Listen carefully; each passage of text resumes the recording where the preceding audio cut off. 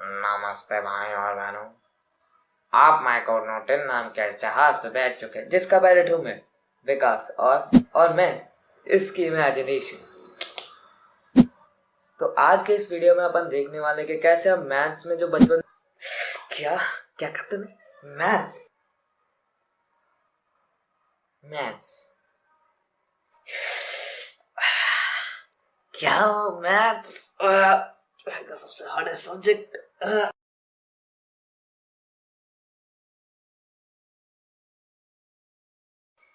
ए video change कर रहे बाबा वे। Hey bro bro wait bro wait. इस दुनिया का सबसे आसान सब्जेक्ट ना मैथ्स है। और पता है अपने एंशिएंट्स क्या मानते थे? अपने जो पूर्वज थे इंडियंस के, वो ये मानते थे कि दुनिया में हर सब्जेक्ट झूठा हो सकता है लेकिन एक मैथ्स ये जो सच्चा होता है हमेशा। तो मैथ्स के बारे में तो कुछ ज्यादा बोलेंगे।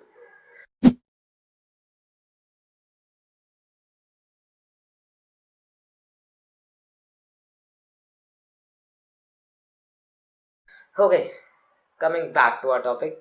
तो आज के इस वीडियो में अपन देखने वाले कि बचपन में जो मैथ्स में प्रोबेबिलिटी पढ़ी थी और उसमें जो कॉइन वाले क्वेश्चंस किए थे वो हम चेक करने वाले with the help of Python power. यार कोडिंग आती है भाई को, अब सच में तो करने नहीं बैठूंगा। तो इसके थ्रू अपन मैथ्स में जो प्रोबेबिलिटी पड़ी थी बचपन में वो चेक कर लेंगे कि क्या सच में कॉइन को अगर हम बहुत बार उछाले तो क्या आधी बार हेड जाता है या आधी बार टेल जाता है, कि ये सच भी है। तो हम ये देखने वाले। तो लेट अस स्टार्ट। तो सबसे पहले तो हमें कुछ तामझाम करना पड़ेगा जिससे हम रैंडमली पाइथन में या तो हेड्स या टेल्स निकाल पाए। तो उसके लिए सबसे पहले तो मैं टर्मिनल खोल लेता हूँ अपना, वैसे मैं तो खोल रखा है, आप भी खोल लो।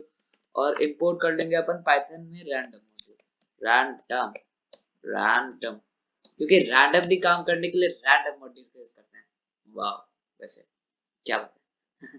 तो रैंडम मॉड्यूल के जितने भी फंक्शंस और क्लासेस है वो जानने के लिए आप कर सकते हो dir रैंडम।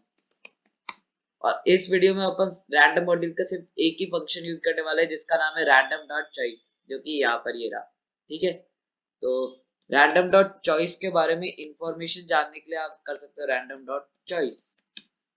और ये कहता है कि ये इसको एक सीक्वेंस देनी पड़ती है और उस सीक्वेंस में से कुछ भी एक एलिमेंट आपको उठा के दे देगा।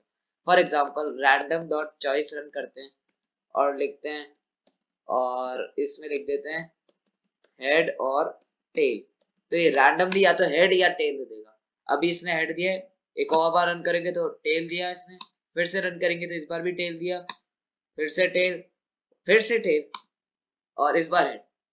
तो अब VS कोड में चलते हैं और प्रॉपरली से इम्प्लीमेंट करते हैं ताकि हम 1-2 लाख बार या जितनी बार भी आप चाहो उतनी बार इस मेथड को रन कर सके और हेड ले सके और फिर प्रोबेबिलिटी कैलकुलेट कर सके।